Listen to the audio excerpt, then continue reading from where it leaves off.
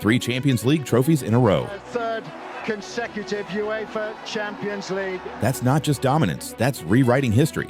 And the man who made it happen, a bald French genius who'd never managed a first team before. This is the story of how Zinedine Zidane's Real Madrid didn't just win trophies, they changed European football forever.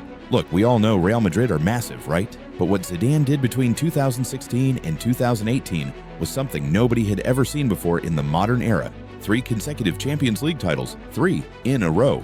To put that into perspective, the last team to do that was Bayern Munich back in the 70s. And football was completely different back then. This wasn't just about winning, this was about breaking every rule in the book and proving that sometimes the best tactics are no tactics at all. But here's the thing that makes this story absolutely mental. Zidane had 0 experience managing a first team when he took over. 0. He'd been coaching Real Madrid's B team, Castilla, and suddenly he's thrown into the deep end with the biggest club in the world, managing superstars like Cristiano Ronaldo, Sergio Ramos, and Luka Modric. Most managers would have crumbled under that pressure, but not Zidane. He thrived. So how did he do it? How did a rookie manager with no experience take Real Madrid from a team in crisis to the most dominant force European football has ever seen? Well, stick around because I'm about to break down exactly how Zidane changed the game, the tactics he used, the players he trusted, and the moments that defined an era. And trust me, by the end of this video, you'll understand why Zidane isn't just a great manager, he's a revolutionary. Let's rewind to January 2016. Real Madrid were in absolute chaos. They'd just sacked Rafael Benitez after less than 7 months in charge. The team was playing terrible football, the fans were furious, and the dressing room was a mess. Cristiano Ronaldo was unhappy, the defense was leaking goals, and Real Madrid were sitting 3rd in La Liga, 4 points behind Barcelona. It was a disaster. And who did Florentino Perez turn to? Zinedine Zidane. A club legend, sure, but a manager. Nobody knew if he could handle it. The media were skeptical, pundits were questioning the decision, and even some Real Madrid fans weren't convinced. But Perez saw something in Zidane that others didn't. He saw a leader, someone who commanded respect just by walking into a room. And more importantly, he saw someone who understood the Real Madrid DNA. Zidane's first game in charge was against Deportivo La Coruña, and Real Madrid won 5-0. Gareth Bale scored a hat-trick, and suddenly there was hope. But it wasn't just about the result, it was about how they played. The team looked free, confident, like a weight had been lifted off their shoulders. Zidane had done something that Benitez couldn't. He'd made the players believe again. But let's be real, that first season wasn't perfect. Real Madrid ended up finishing 2nd in La Liga. 1 point behind Barcelona, they got knocked out of the Copa del Rey by Atletico Madrid. But here's where things get interesting. They won the Champions League, and not just any Champions League, they won it in the most dramatic way possible. The final was against Atletico Madrid, their city rivals, and it was tense. Sergio Ramos gave Real Madrid the lead in the 15th minute, but Atletico equalized just before halftime through Yannick Carrasco. The game went to extra time and then to penalties. And you know what happened. Cristiano Ronaldo stepped up to take the winning penalty, and he smashed it into the top corner. Real Madrid had won their 11th Champions League trophy, and Zidane had won his first major trophy as a manager in just 5 months. Insane. But here's the thing. Nobody expected what was about to come next, because that Champions League win wasn't a fluke. It was just the beginning of something much, much bigger. The 2016 to 2017 season was when Zidane really started to show his genius. And the key to his success, rotation. Now, I know what you're thinking. Rotation isn't exactly revolutionary, right? Every manager rotates their squad. But Zidane took it to a whole new level. He wasn't just rotating to keep players fresh. He was rotating to keep everyone happy, motivated, and ready to perform when it mattered most.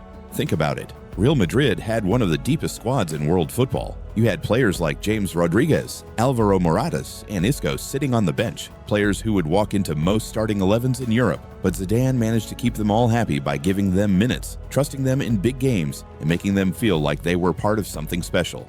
And that's not easy to do when you've got egos the size of the Bernabeu. But the rotation wasn't just about squad harmony, it was tactical genius. Zidane knew that the Champions League was a marathon, not a sprint. He knew that if he ran his best players into the ground in La Liga, they'd have nothing left for the big European nights. So he prioritized. He'd rest Ronaldo, Modric, and Kroos in league games against smaller teams, and then unleash them in the Champions League. And it worked. Real Madrid went on an absolute tear in the Champions League that season. They topped their group, then demolished Napoli in the round of 16. But the real test came in the quarterfinals against Bayern Munich. This was a massive game, a clash between two European giants, and Zidane's tactics were spot on. In the first leg at the Allianz Arena, Real Madrid played with discipline and patience. They absorbed Bayern's pressure, hit them on the counter, and won 2-1 thanks to goals from Arturo Vidal. Oh wait, that was an own goal. And then Cristiano Ronaldo scored 2.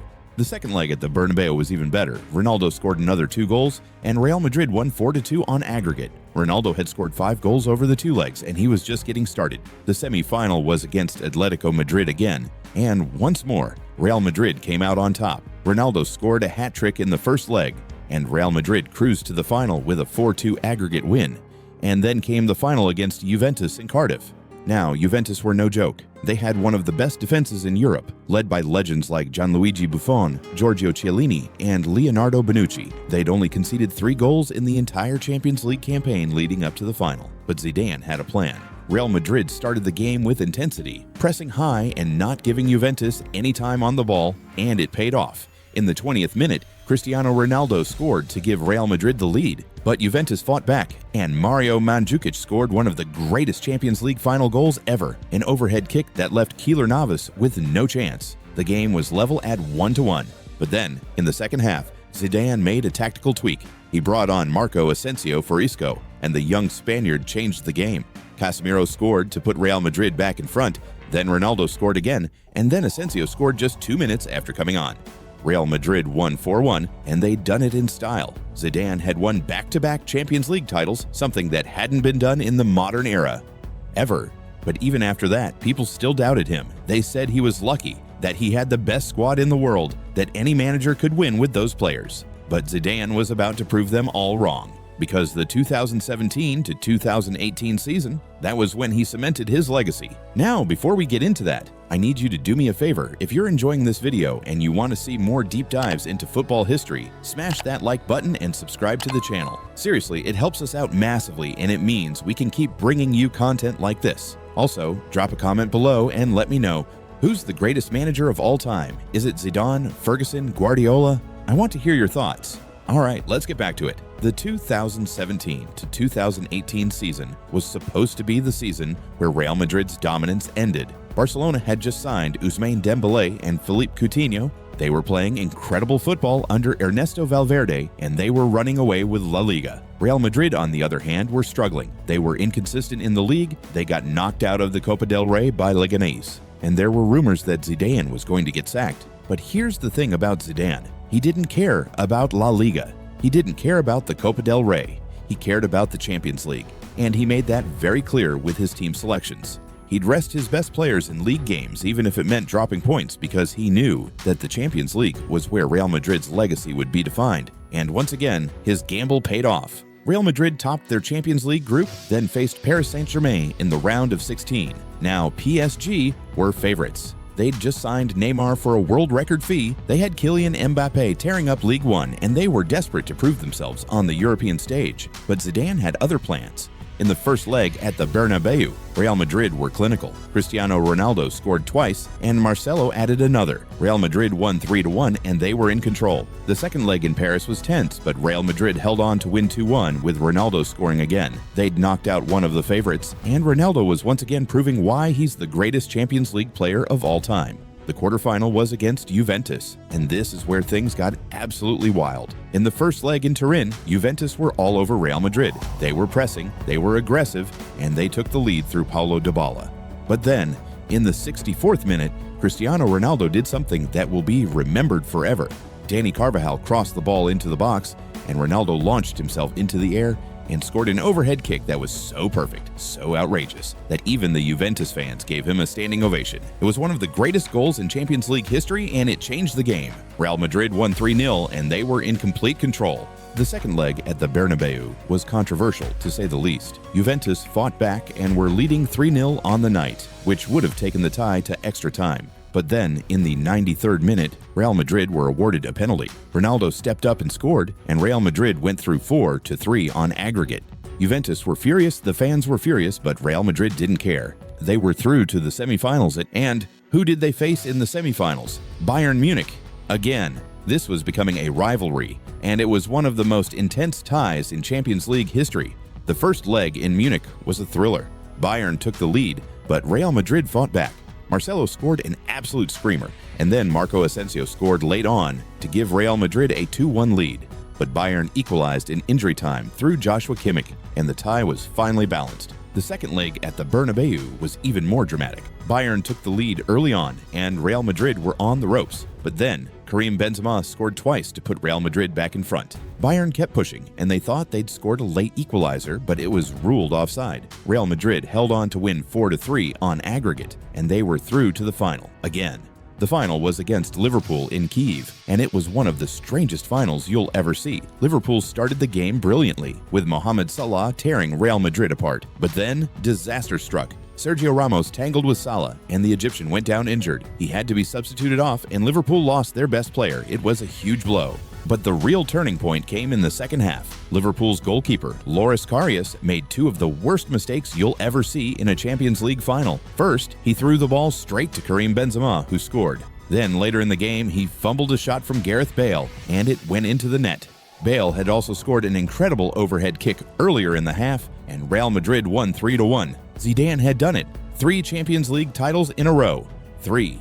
Nobody had ever done that in the modern era, and nobody's done it since. It was the greatest managerial achievement in Champions League history, and Zidane had proven that he wasn't just lucky, he was a genius. But here's the thing that made Zidane so special. It wasn't just about tactics or formations or rotations, it was about man management. Zidane had this incredible ability to get the best out of his players, to make them believe in themselves, and to create a winning mentality that was unshakable. Think about Cristiano Ronaldo. By 2016, Ronaldo was 31 years old, and people were starting to question whether he was past his peak. But under Zidane, Ronaldo became a Champions League machine. He scored 16 goals in the 2016 to 2017 Champions League, 15 goals in the 2017 to 2018 Champions League, and he was the top scorer in both seasons. Zidane knew how to manage Ronaldo, how to rest him, how to motivate him, and how to get him firing when it mattered most. And it wasn't just Ronaldo, or look at players like Casemiro, who became one of the best defensive midfielders in the world under Zidane,